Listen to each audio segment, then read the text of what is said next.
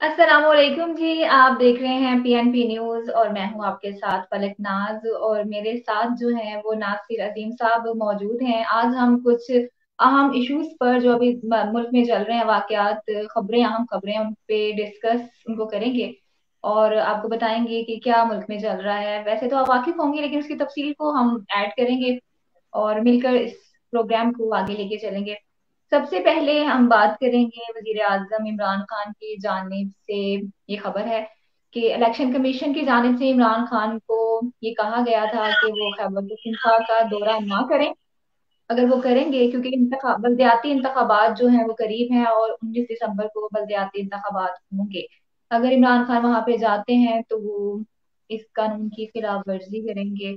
लेकिन इमरान खान ने election commission को की इस बात को नजरअंदाज करते हुए उन्होंने बल्कि बाकायदा दौरा किया और तकरीब में शामिल हुए और एहसास हेल्थ कार्ड्स भी लोगों में तकसीम किए और अपनी जो तकरीब थी भरपूर तरीके से उसका हिस्सा बने।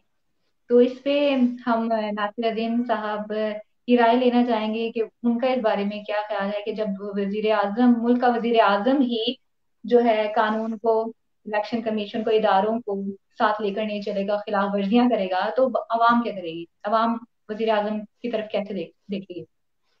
बहुत शुक्रिया फलक। इस पे मैं सिर्फ यही कहना चाहूँगा, देखें जब election commission of Pakistan rules and regulations announce कर देता है, डेट एंड टाइम अनाउंस कर देता है, तो फिर तमाम सियासतदानों को उस पर इतफाक़ राय भी करना पड़ता है और उसके बाद उस पर अमल पैरा भी होना पड़ता है। अगर वज़ीर आज़म साहब ने उस हल्के का दौरा किया या वहाँ पे बलदियाती इंतखाबात के हवाले से या जो कि हल्के में अभी ज़िमनी इलेक्शन हुआ उसके हवाले से कोई खिलाफवर्जी की होगी, तो जाहिर बात है इलेक्शन कमीशन कानूनी तौर पे मजाज होता है किसी को भी नोटिस करने का, और किसी भी पार्लियामेंटेरियन को वो नोटिस कर सकता है, उनको तलब कर सकता है, उनसे वजाहत तलब कर सकता है, उनको बाकायदा एक लीगल फॉर्म में ला के लीगली सर्कल में बांध सकता है। तो ये बिल्कुल उन्होंने किया होगा, वो कानूनी तौर पर जायज है।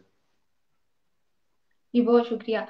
अब हम बात करेंगे फैसलाबाद में कल एक बहुत ही शर्मनाक वाकया सामने आया है कि जैसे कि मर्द को औरत का मुहाफिज समझा जाता है और औरत के सर पे चादर दी जाए, ऐसा कोई वाकया सामने, मर्द को आगे होके उसका मुहाफिज बनना चाहिए। लेकिन कल जो वाकया सामने आया कि अ, दोनों माँ बेटी को एक दुकान में बंद करके ताजिरों की जानिब से उन पर तशद्दुद किया गया। और इस वाकये की जो सबसे शर्मनाक जो बात है कि उनको बरहना करके उन पे तशद्दुद किया गया और वहां पे एक बड़ा हजूम मौजूद था और इस हजूम में से एक मर्द भी सामने आकर उसने इनको बचाने की कोशिश नहीं की, ना पुलिस को इन्फॉर्म करने की कोशिश की।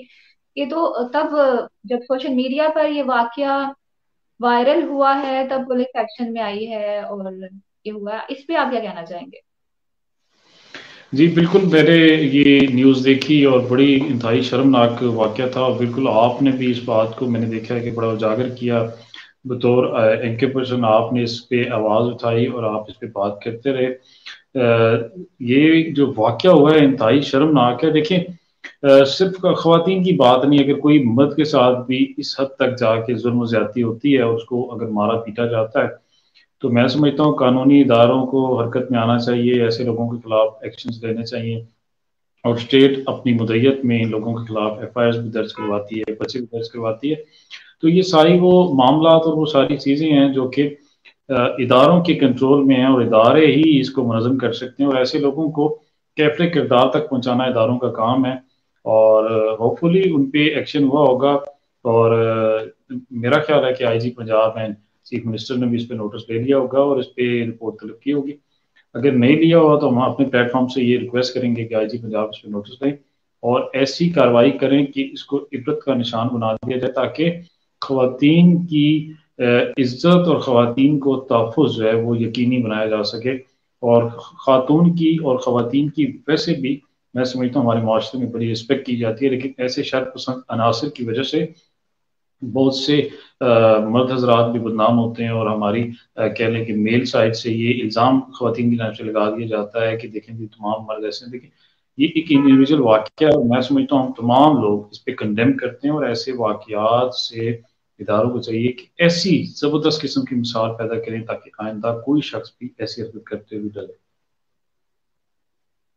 जी बिल्कुल ऐसा ही होना चाहिए और एक्शन तो ले लिया गया है और दोनों माँ बेटी की जानिब से हुकूमत की जानिब से इंसाफ की अपील भी की गई है। अब देखना यह है कि इदारे कितने हरकत में आते हैं, उन्हें इंसाफ मिलता भी है कि नहीं मिलता, इसका सभी को इंतजार है। अब बात कर लेते हैं सीक्रेट वेडिंग के हवाले से। सभी जानते हैं और सभी जानना चाहते हैं कि इस वेडिंग में क्या अपडेट्स आ रही हैं हवाले से कैटरीना और विकी कौशल की। वैसे तो बॉलीवुड में बहुत सी शादियां होती हैं, और लेकिन ये शादी थोड़ी अनोखी है क्योंकि मीडिया से इस शादी को छुपाया जा रहा है, लेकिन फिर भी खबरें तो सामने आती हैं। अब ये कहा जा रहा है कि विकी और कैटरीना ने अपनी जो वेडिंग टेलीकास्ट है अमेजोन को 80 करोड़ में फरोख्त कर दिया है।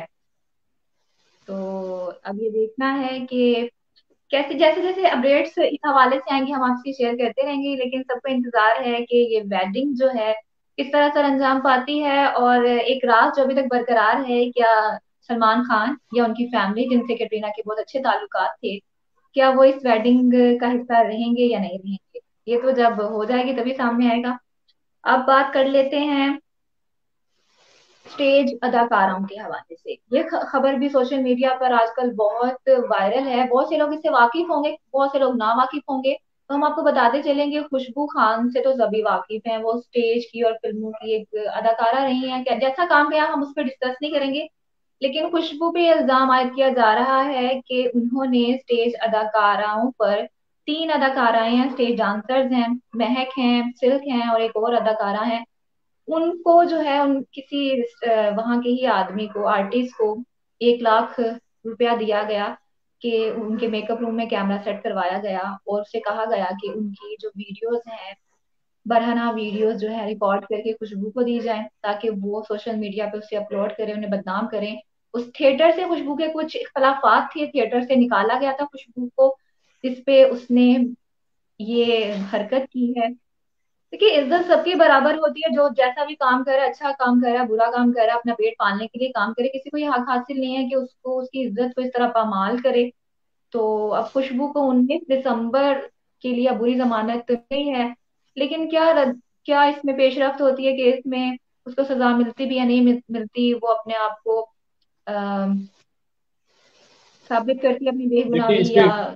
इस पे मैं एक बात ऐड करना चाहूँगा कि जो आर्टिस्ट है खुशबू, जो कि आई थिंक स्टेज एक्ट्रेस है, इसके बारे में मैं यही कहना चाहूँगा, उस पर अभी इल्ज़ाम लगाया गया और खुशबू की जानिब से भी एक रिप्लाई आया और खुशबू ने एक स्टेटमेंट दी इस हवाले से, जो कि मैंने सुन रखी है, कि उसने बाकायदा बताया कि उस पर क्या इशू है और उस पर क्या इल्ज़ाम लगाए जा रहे हैं और वजूहत क्या हैं। देखें, एक तरफ से इल्ज़ाम लगाया गया और दूसरी तरफ से उसका रिबटल आया, उसका रिप्लाई आया। अब होना ये है कि ये जो इल्ज़ामात हैं ये साबित कैसे होंगे? जो इल्ज़ाम लगाता है कानून के मुताबिक, who has been alleged, who और she has to be, he और she has to be prove. जो शख्स इल्ज़ाम लगाता है फिर प्रूव भी उसे करना होता है। जो पार्टी इल्ज़ाम लगा रही है कानून के मुताबिक प्रूव उसको करना है, ये कानून है, ये मैग्ज़म है। तो इस हवाले से मैं ये सिर्फ लीगली पॉइंट्स पे बात कर रहा हूँ। और जिस पार्टी ने उन पे इल्ज़ाम लगाया हुआ है उनको चाहिए कि वो, फॉर एग्जाम्पल, अगर साइबर क्राइम का इशू है तो वो साइबर क्राइम FIA विंग को एप्लीकेंट बने उनके सामने, या इदारे, मुतलका इदारे, कंसर्न पुलिस स्टेशन अथॉरिटी के सामने जाएं।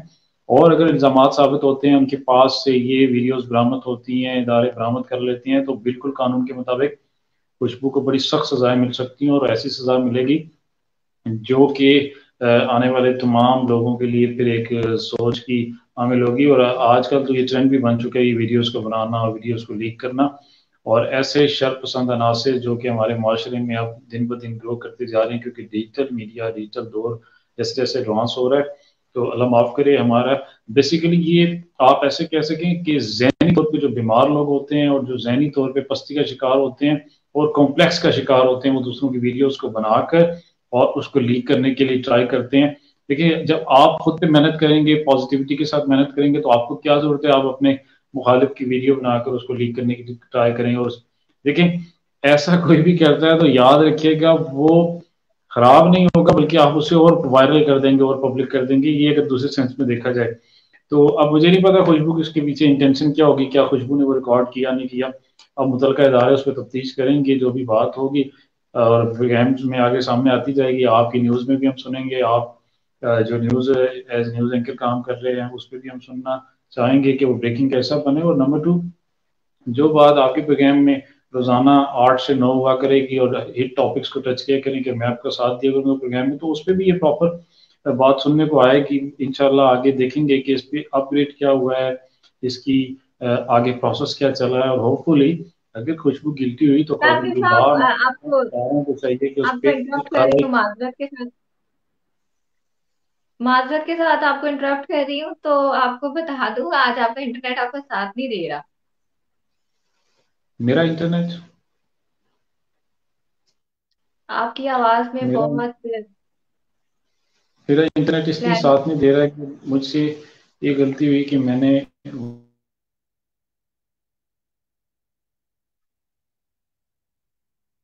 कट रही है आपकी आवाज।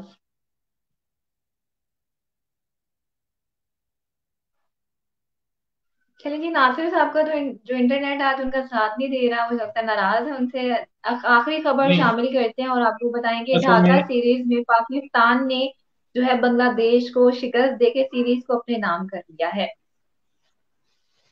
अच्छा जी मैं इसमें ये ऐड करना चाहूँगा कि मेरा वाईफाई का कनेक्शन ऑन नहीं था, तो that's why I think fumble आ रहा था और इश्यूज आ रहे थे, क्योंकि मेरा डाटा कनेक्शन ऑन हुआ हुआ था। सॉरी अगर कोई इंटरप्शन रही या फंबल रहा प्रोग्राम के दौरान।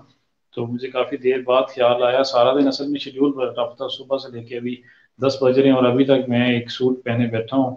और बस ये जो बांग्लादेश के हवाले से आप पाकिस्तान वर्सेस बांग्लादेश की बात कर रहे हैं, तो मैं इस हवाले से यही कहना चाहूँगा कि खूबसूरत पाकिस्तान की क्रिकेट टीम क्रिकेट खेल रही है। वर्ल्ड कप में भी अच्छी परफॉर्मेंस थी, लगातार मैचेस जीतने के बाद एक बैड लक हुई और सेमीफाइनल से आउट हो गए। बांग्लादेश में जाके प्रॉपर क्रिकेट हो रही है और बांग्लादेश से वो मैचेस जीत हो रही है। बाबर आजम को कॉन्ग्रेचुलेशन, पाकिस्तानी कौम को, पाकिस्तानी टीम को अच्छा खेलने पर।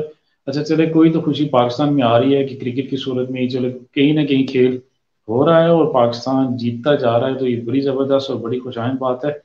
और आपको भी कॉन्ग्रेचुलेशन, आपकी टीम, आपके चैनल और तमाम पाकिस्तानियों को।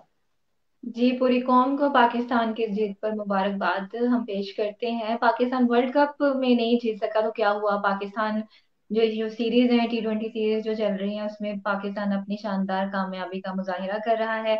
इसके साथ ही मुझे अपनी मेजबान फलक नाज को और नासिर अजीम को इजाजत दीजिए। कल जो है 8 बजे कश्मीर बुलेटिन के से साथ आपकी खिदमत में नेशंस हाजिर हूँ। तक, जुल्म से इंसाफ तक, इमिग्रेंट्स से ओवरसीज पाकिस्तानी तक, डोमेस्टिक वायलेंस से इंटरनेशनल डिस्प्यूट्स तक, मैं बनूंगा आपके सिर्फ और सिर्फ PNP HD